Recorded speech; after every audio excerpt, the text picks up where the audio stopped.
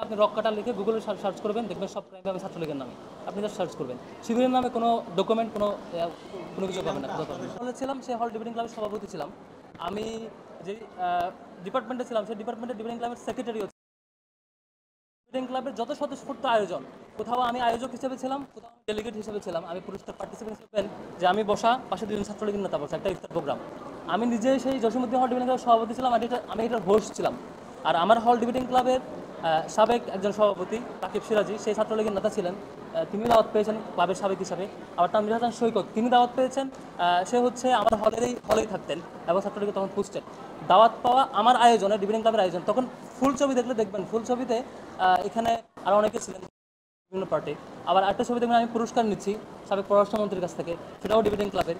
আরেকটা ছবি দেখবেন আমি সৈকতকে ফুল দিচ্ছি, সেটাও ডিবেটিং ক্লাবের। যখন সৈকতের ছাত্রলীগের যখন সে সময়ের কমিটিটা হয়, কমিটি হওয়ার পরে দেখবেন যে হলগুলোতে বা সব জায়গায় বাঁধন, ডিবেটিং ক্লাব, কুইজ সোসাইটি সহ অন্যান্য যে সংগঠনগুলো থাকে, সামাজিক সংগঠন, এই সামাজিক সংগঠনের পক্ষ থেকে সাধারণত তাদেরকে ফুলের শুভেচ্ছা দেওয়া হয়।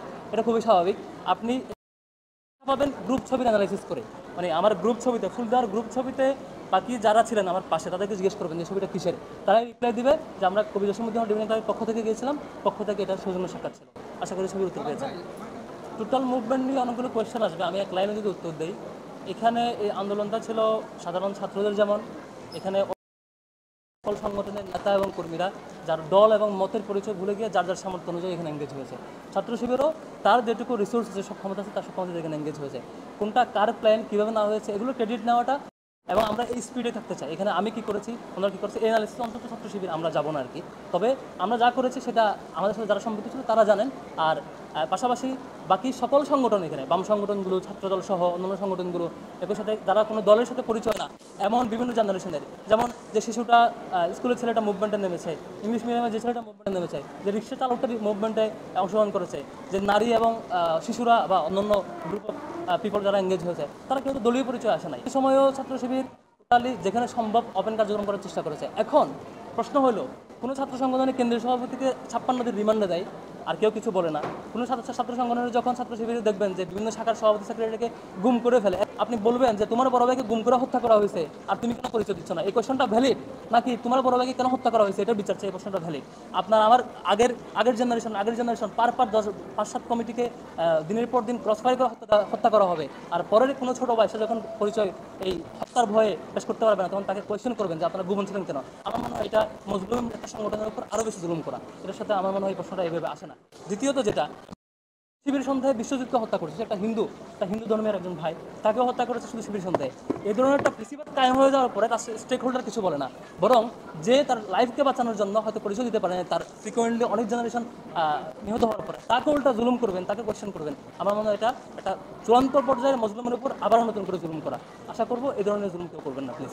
হামলা মামলাকে বাঁচার জন্য সাধারণত সবাই, শুধু আমরা না, মানে সবাই, যে কেউ যেভাবে তার প্রোটেক্টিভ স্টেপগুলো নেওয়া দরকার সেভাবে নিয়েছে। বেশি কিছু নতুন কিছু বলার মতো এখানে নাই। এটার সাথে আরও একটা রেলিভেন্ট কোয়েশ্চেন আসছে যে ছাত্রলীগের সাথে শিবির ছিল, এই ধরনের ক্রাইমের সাথে যারা জড়িত তারা হবে। আমি স্পষ্ট অ্যানাউন্স করছি, আবারও অ্যানাউন্স করছি, আমরা অলরেডি বলেছি, সেটা হলো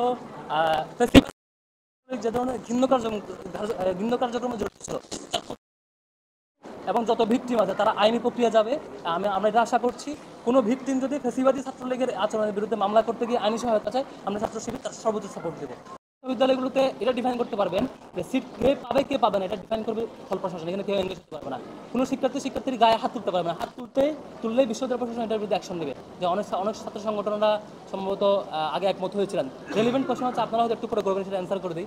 যে পরিবেশ পরিষদ নিয়ে একটা আলাপ আসছে, যে পরিবেশ পরিষদ ছাত্র শিবিরকে নিষিদ্ধ করছিল।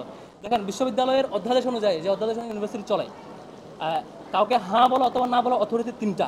Number 1 senate, number 2 syndicate, number 3 হচ্ছে একাডেমিক কাউন্সিল। এই তিনটার বাইরে আর কোনো অথরিটি কাউকে হ্যাঁ বা না বলার অথরিটি রাখে না, কারো অ্যাক্সেস দেওয়া বা না দেওয়ার। এই তিনটার বাইরে পরিবেশ পরিষদ কেউ একমত হইলো কি হইল আসলে মানে এটা ভ্যালিড কোয়েশ্চেন না, বরং ইউনিভার্সিটিকে কোয়েশ্চেন করবে যে আপনাদের অথরিটি থেকে এরকম কোনো ডিসিশন হয়েছে কিনা। দেখবেন এই তিনটা অথরিটি এ ধরনের কোনো সিদ্ধান্ত তো দূরের কথা, এই ধরনের আলাপই কখনো হয়নি।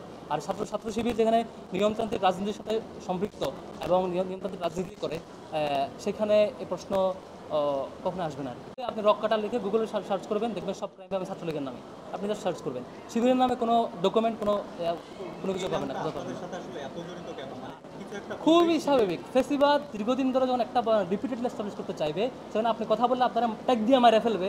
আপনি এখানে একটা বয়ান এস্টাবলিশ করতে খুবই স্বাভাবিক, কারণ এখানে প্রত্যেকটা উপাদান এটাকে হেল্প করছে। কেউ উপাদানটা বিরোধিতা করতে পারে নাই। এই উপাদান যে নেগেটিভ যে এস্টাবলিশ করো না কেন, কেউ হয়তো কিন্তু বিরোধিতা কেউ করতে পারে নাই। সমন্বিত সামগ্রিক ইফোর্ট দিয়ে একটা ন্যারেটিভ দাঁড় করায়, ন্যারেটিভ এস্টাবলিশ করতে বাধ্য। এখন এটা ন্যারেটিভ রাইট অর রং, এটা সিদ্ধান্ত দিবেন আপনারা। আপনারা সাংবাদিকরা যারা আছেন তারা যাচাই করবেন, অ্যানালাইসিস করবেন যে এটা সত্য কিনা। এই যে একটু আগে বলেছি যে ছাত্র রাজনীতি ফরম্যাটে থাকবে, ইউনিভার্সিটি কোনো ব্যাপারে অথরিটি ছাত্র রাজনীতি থাকবে না, এটা ডিফাইন করবে ইউনিভার্সিটি প্রশাসন। তারপর ছাত্র রাজনীতি একটা পরিবর্তিত রূপ, সুন্দর একটা রূপ আসবে। যে প্রকাশিত হওয়াটাই একটা বড় উদ্যোগ। আপনারা দেখতে পাচ্ছেন অলরেডি ঢাকা ইউনিভার্সিটিতে আপনি যদি সার্ভে করেন, অলমোস্ট 90%, আমি বলি, আমি 100% বলবো, 90% আপনি পজিটিভ ফিডব্যাক পাবেন যে আমাদের ব্যাপারে, আমাদের ব্যক্তিত্বের ব্যাপারে, ব্যক্তিদের ব্যাপারে, যে এতদিন যে বয়ান ছিল এটা মিথ্যা হিসেবেই সবাই রিসিভ করেছেন। যে এতদিনের ফেসিবাদের প্রতিষ্ঠিত বয়ান, এটা একটা মানে উদ্দেশ্য প্রণোদিতভাবে একটা টার্গেটেড ভুল ব্যাখ্যার একটা বয়ান হিসেবে প্রসিদ্ধ, মানে প্রতিষ্ঠিত হয়েছে। আইন কখনো কোনো ব্যক্তি বা স্টুডেন্ট কাউকে মানে ফ্লোর দেওয়া, কাউকে অ্যাক্সেস বন্ধ করার অথরিটি রাখে না। এটা অথরিটি একমাত্র প্রশাসনেরই, এটার আইনি অধিকারপ্রাপ্ত ব্যক্তিদের করায়। আর এর বাইরে যেন আপনারা বিরোধিতা করেছেন না, এটার মূল্য এখানে বাকি কেউ এখানে হা না বলার অথরিটি রাখে না। এটা নিঃসন্দেহে তারাও একমত পোষণ করবে, অবাক এবং চমৎকারভাবে গ্রহণ করছেন দুইটাই আন্দোলনে। এটাই তো বলেছি, আন্দোলনটা কোনো দলের ছিল না। আন্দোলনটা সকল মতের, সকল দলের, তার মত, দল, বর্ণ, ধর্ম পরিচয় ভুলে গিয়ে তাদের আন্দোলন। এখানে একক কোনো কারো সাজার, কারো অ্যাক্টিভিজম সাজার সুযোগ নাই। এখানে সবার মতের, সবার কমন টার্গেটে সবাই একাকারে মিলিত হয়েছে।